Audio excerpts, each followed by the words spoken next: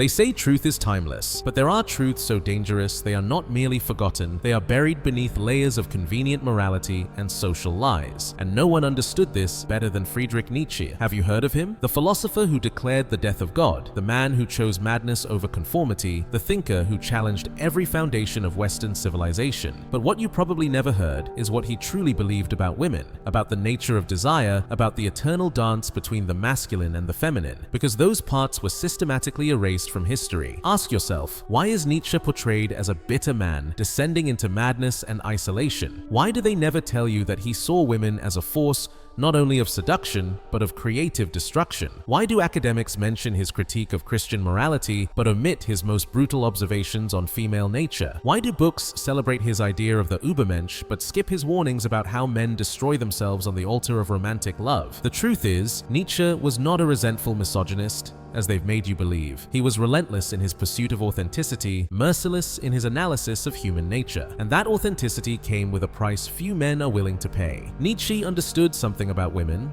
about power, about attraction, something men today are starving to comprehend, yet terrified to admit. But modern society replaced raw truth with polite lies, brutal clarity with comforting confusion, and men are suffering a silent epidemic because of it. This is not about hate, it is about clarity. This is not about blaming women, it is about freeing men from the chains of their own illusions. What if the very things women say they want are not what they actually respond to? What if modern men are being systematically trained to fail in love, following rules that were never written for them, but against them? What if everything you were taught about being a good man is exactly what makes you invisible, forgettable, disposable? In this message, you will learn the ancient truth Nietzsche knew, and why it terrified the world so much that they buried it for centuries. If you are a man tired of being deceived, manipulated by a system that promises love in exchange for your masculinity, this is your red pill. Prepare yourself, because once you see, you will never be able to close your eyes again. The lesson of Lou Salomé. Most people do not know this, but Nietzsche loved deeply. And not just any woman, but Lou Andreas Salomé, a Russian intellectual who became the living symbol of everything he admired and feared about the power of the feminine. Lou was not an ordinary woman. She was brilliant, independent, seductive, manipulative, even ruthless when she needed to be. A woman who collected geniuses the way others collect butterflies. According to every historical record, she was the kind of woman who could make even the most powerful men crawl. She had relationships with some of the greatest intellectuals of her time, Rilke, Freud, and of course, Nietzsche. But with Friedrich, she played the cruelest game of all. She made him believe they could have a future together, let him fantasize about a shared life, even posed for intimate photographs with him. Then, when he was completely vulnerable, completely open, she rejected him publicly, brutally, without mercy. And how did Nietzsche react? Here lies the lesson that changes everything. He did not beg. He did not humiliate himself. He did not chase her like a wounded dog. He did not write pathetic letters asking for another chance. He did not become an emotional stalker. Instead, he did something most modern men would consider impossible. He withdrew completely. He disappeared into the Swiss mountains, into absolute solitude, and transformed that pain into some of the most powerful works in Western philosophy. And that is the moment most men today completely miss. Nietzsche was not weak. He was not indifferent. He was not getting over it like some peaceful monk. He was transmuting agony into power. He observed his own suffering the way a scientist observes an experiment, learning from every fiber of pain.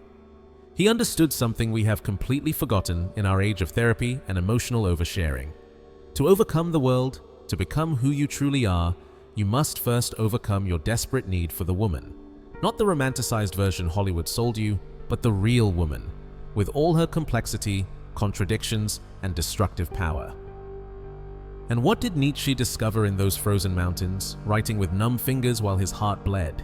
That a woman's words often betray her deepest instincts, that her emotions can completely contradict her actions, that her conscious desire for security and stability does not always align with what truly excites, consumes, or obsesses her. He lived this contradiction painfully. He felt it in every cell of his being, and he never tried to fix it or control it, because Nietzsche knew something modern men have completely forgotten. When you try to tame a woman, you lose your wild soul in the process. Instead, he observed with the coldness of a surgeon, detached with the discipline of a warrior, grew stronger with every wound. And from that emotional chaos, that storm of pain and revelation, he extracted one conclusion that would forever change his understanding of the relationship between men and women. The man must be trained for war, and the woman for the recreation of the warrior. This was not primitive machismo, as modern critics love to claim. It was a coded warning, a biological truth wrapped in metaphor. He was not speaking of physical domination, but of energetic polarity, about the eternal dance between force and receptivity, between the one who conquers and the one who is conquered. Because when a man endures the contradictions of a woman and does not break, when he refuses to become an emotional beggar, he either becomes bitter and resentful, or he transforms into something far more powerful, a higher man. This was Nietzsche's real lesson, forged in the fire of his own suffering. Women will test you. They will open you like a book. They will push every boundary you have until they find the place where you break. And what remains after that storm, after that emotional hurricane, is who you truly are beneath all your social masks. Nietzsche did not complain like modern men do. He did not victimize himself in online forums. He did not seek therapy to process his emotions. He used everything, every betrayal, every pain, every humiliation, as fuel for his will to power. Modern men explain themselves endlessly, justify themselves pathetically, apologize for their very existence, and in the process, they lose the one thing women truly respect, their backbone. Nietzsche refused to play that degrading game. He chose solitude over emotional begging. He chose creation over cheap comfort. He chose personal power over domestic peace. And that is why modern academics want you to believe Nietzsche was just a bitter madman with a mustache, writing out of spite. He was not. He was the man who faced the chaos of the feminine in all its terrible glory, and emerged with an unbreakable will and an understanding that most men will never reach. Contemporary culture worships the illusion of domestication between the sexes, not equality of value, which is something entirely different, but emotional neutering, the taming of polarity.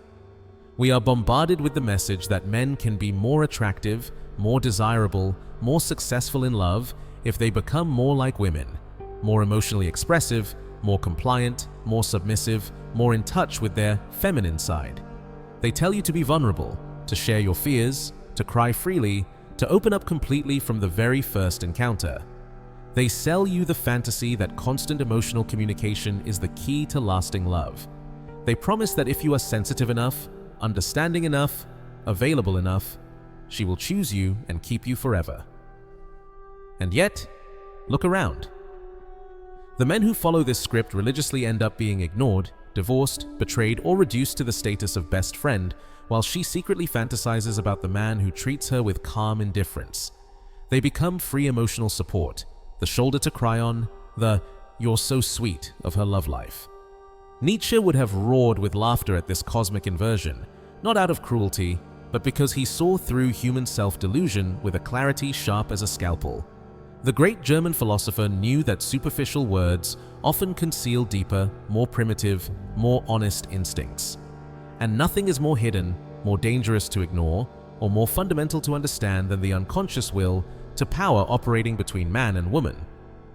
And will to power is not misogyny as the weak-minded want you to believe. It is pure magnetism. It is the force that moves the universe, that creates galaxies and destroys civilizations. It is what makes a woman feel butterflies in her stomach, or dry up like a desert. A woman does not lose attraction for a man because he is kind, good, or considerate. She loses it when that kindness comes wrapped in need, when it hides a total absence of backbone, when it becomes a plea disguised as virtue. Nietzsche understood that true virtue, the arete of the ancient Greeks, meant excellence rooted in living according to your most wild, authentic nature. And for a man, that nature does not whisper softly.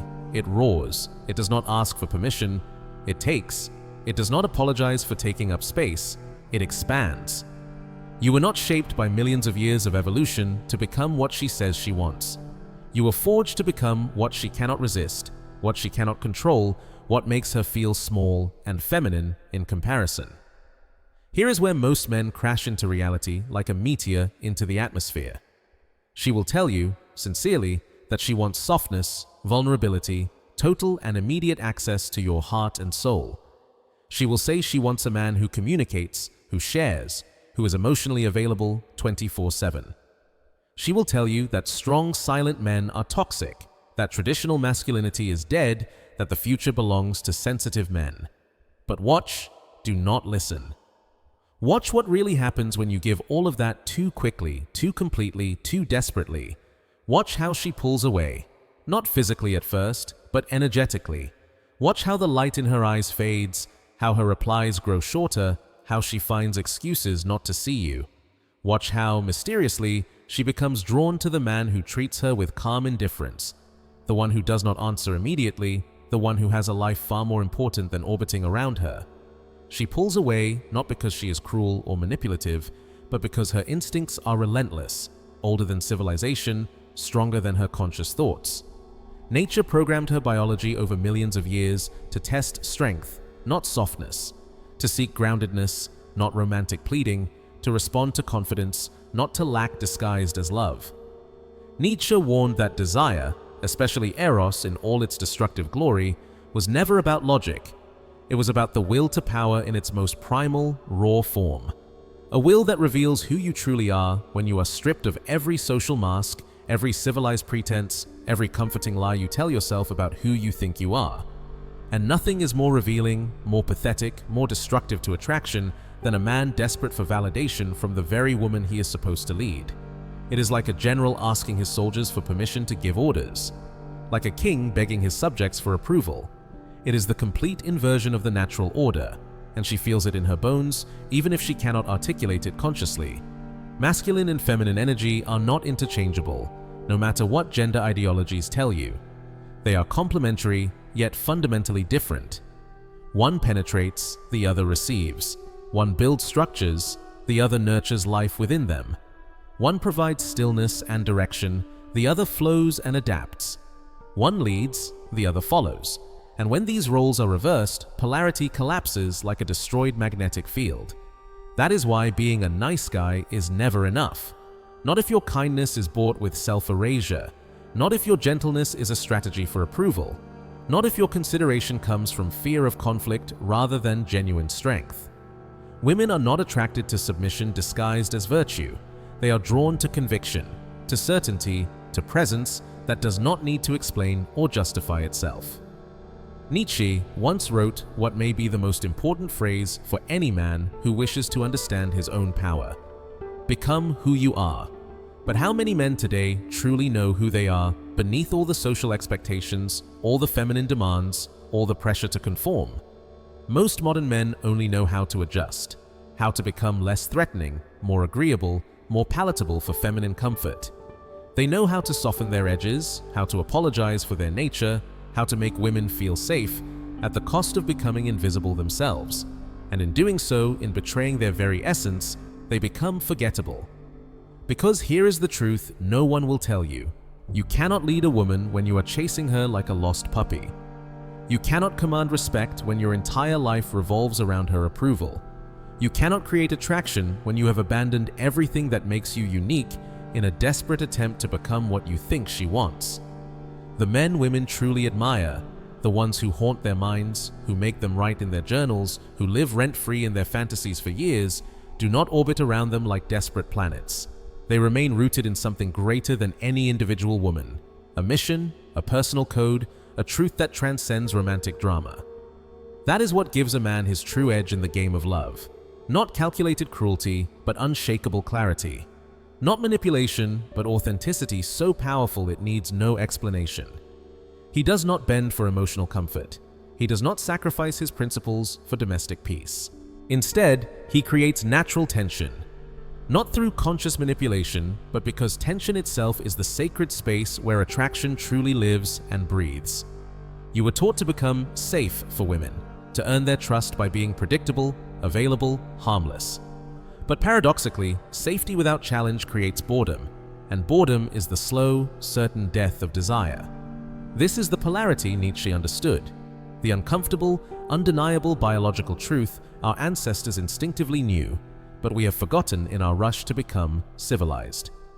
And Nietzsche did not whisper these truths through gentle metaphors. He shouted them through aphorisms that cut like blades, through observations so brutally honest that most people prefer to ignore them. Not every man can handle this truth, but those who can, those who have the courage to stare reality in the face without flinching, stop chasing female approval and start becoming the kind of men women want to chase. Here is a truth so brutal that most men would rather live in denial than face it. Most men still take a woman's words at face value, as if they were legal contracts instead of temporary emotional expressions. She says, with tears in her eyes and sincerity in her voice, that she wants a nice guy, someone emotionally available, someone who communicates openly about his feelings. She says she is tired of bad boys, tired of being mistreated, tired of toxic masculinity. She says she just wants someone who will love her, respect her, and treat her like a princess. So the modern man, trained since childhood to please, does exactly what he is told. He becomes sensitive, open, emotionally available 24/7. He floods her with communication, listens to every one of her problems for hours, makes her the absolute center of his universe. He becomes her personal therapist, her best friend, her unconditional emotional support. And what does he receive in return for all this devotion? Silence, confusion, excuses. I need space. It's not the right time. You're too good for me. Or worse, total abandonment as she walks away with the man who treats her with calm indifference, who does not answer her messages, who has more important things to do than worship her. You see? The modern man forgot what Nietzsche never did, what he carved into his soul through pain. Human beings lie to themselves first, and then they lie to others. Not always out of malice, but because we genuinely do not understand our own primitive, contradictory nature. A woman can truly believe, with every fiber of her conscious being, that she wants comfort, emotional safety, and complete transparency. But at a deeper level, in the realm of instincts operating beneath the radar of awareness, what she truly desires is something entirely different. Contrast, masculine tension, mystery, presence she cannot predict or control. She wants a man she cannot read like an open book, one she cannot manipulate with tears or drama, a man whose life is so rich, whose purpose is so strong, that she becomes a beautiful addition, but never the center of his existence. Because once she can predict you completely, once she can control you emotionally, once she knows you will do anything to keep her happy, desire dies a slow but inevitable death. Let us ask the question every man secretly fears, the one that keeps him awake at 3 a.m., staring at the ceiling, wondering what he did wrong. Why did she forget you so fast? Why did you go from being the center of her world to being completely invisible in a matter of days or weeks? You remember every moment. You opened your heart like never before. You were there for her at her lowest when no one else cared. You shared your deepest dreams, your darkest fears, your most fragile hopes. You gave her full access to your soul. She said things that you etched into your mind like sacred mantras. You're the only one who understands me. I've never felt this way with anyone. I can't imagine my life without you. Then, like a switch turning off, everything changed. Days or weeks later, it was as if she had never even known you. Now she is posting pictures with another man, laughing louder than she ever did with you, glowing with a kind of energy you never saw when you were together. You feel discarded like emotional trash, as if all your love, devotion, and authenticity were completely invisible. But here is what Nietzsche would have told you, what he would have carved into your forehead if he had to. You were not forgotten because you were not good enough. You were not replaced because you were not attractive, rich, or interesting enough. You were forgotten because you were too predictable, too available, too easy to obtain and to keep. Let that burn into your soul until you fully grasp the lesson. You gave your entire being, too early, too completely, too desperately. Your emotions, your attention, your time, your energy, your soul, all handed over without her needing to earn any of it. You thought that generosity would buy eternal loyalty, but in reality, it killed the tension that keeps desire alive. It collapsed the polarity that creates magnetic attraction. You became too familiar, too safe, too available. You erased all mystery, all challenge, all uncertainty. You became a book she had already finished reading, a song she had heard so many times it no longer moved her. Women do not fall in love with men who collapse emotionally into them like demolished buildings. They fall in love with men who challenge them to rise, who make them work for attention, who always keep a part of themselves just out of reach. Now let us talk about the men women never forget. Those men become the standard by which all others are measured, the ones she obsesses over years later, even decades later, even when she is married to someone else. These men are not always the most physically attractive. They are not always the richest, the most successful, or the most romantic, whispering sweet words into her ear. But they all share certain qualities that make them absolutely unforgettable, burned into the female psyche like marks of fire. They are the men who wear mystery like a second skin, who carry a spine of steel beneath any surface softness, who can walk away and mean it. They are men who do not constantly explain themselves, who do not ask for permission to exist, who never apologize for taking up space in the world. Because here lies the paradox most men never understand. The truth Nietzsche felt in his bones. The man who does not need her is precisely the one she needs most, not because he is arrogant or cruel, but because he is genuinely sovereign. His validation comes from his mission in life, not from her approval. His happiness depends on his own growth, not on her moods. His identity is rooted in something deeper than any romantic relationship. She becomes a witness to his life, not the center of it. And when she witnesses his depth, his discipline, his unyielding refusal to bend under emotional pressure, she feels something most modern women rarely experience: genuine respect. And if she does not respect you, nothing else matters. Love without respect is only neurotic attachment. Affection without respect will not survive the first crisis. Sex without respect becomes an obligation fulfilled with growing resentment. Or worse, she stays physically while withdrawing emotionally, turning the relationship into a prison for both. There is something terrifying most men refuse to admit, something they would rather ignore than face. Women can smell emotional desperation the way animals smell fear. It is not your cologne they detect. It is not your sweat or your breath. It is something far more subtle and far more revealing. They can sense when you have lost yourself in the pursuit of their approval. You can smile the most convincing smile, say all the right things, wear the perfect clothes, go to the gym, shave perfectly, and wear the most expensive fragrance. You can act confident, speak with authority, and even be successful in other areas of life. But if deep down, in the core of your being, your soul is hollow because you traded your authenticity for the dream of being chosen by her, she will know. Women are biologically and psychologically tuned to detect emotional incongruence with terrifying precision. It is a survival mechanism forged through millions of years of evolution. If what you say does not match what you truly believe, if your outer posture hides inner desperation, if your kindness is conditional and calculated, she will not need to analyze it consciously. She will simply feel a repulsion she cannot rationally explain. She will pull away without knowing exactly why, because on a primitive, instinctive level, she knows you are no longer a complete man. You have become an emotional mirror begging to be filled by her reflection, a void disguised as a person, a walking need with a heartbeat. And that repulsion is not cruelty on her part. It is biological wisdom, her internal navigation system protecting her from investing emotional energy in someone who has abandoned his own sovereignty.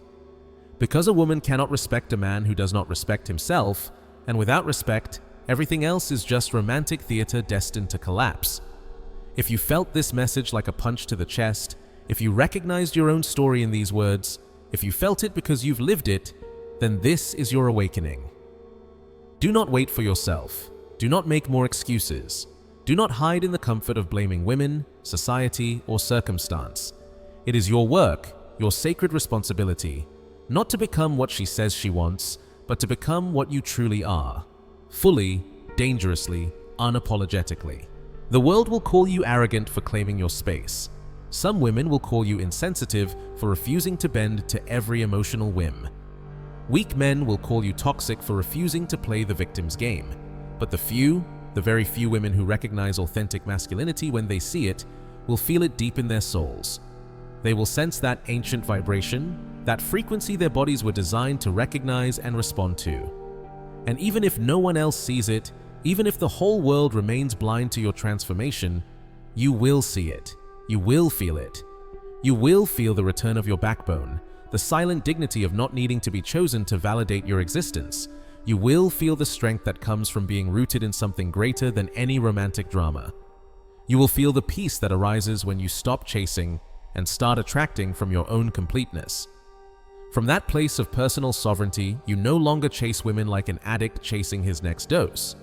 You no longer chase approval like a beggar chasing coins. You become a force of nature, a magnetic field that draws in what resonates with your frequency and repels what does not belong in your life. You begin to pull reality toward you instead of being pulled by the emotional currents of others. Because now you know, with a certainty that cuts to the bone, what you tolerate becomes your prison. What you embody becomes your freedom. What you respect in yourself becomes what others respect in you. Nietzsche warned us over a century ago, shouting from the Swiss mountains while the world slept in comfortable illusion. Man must overcome himself, or he will be overcome by forces he does not understand.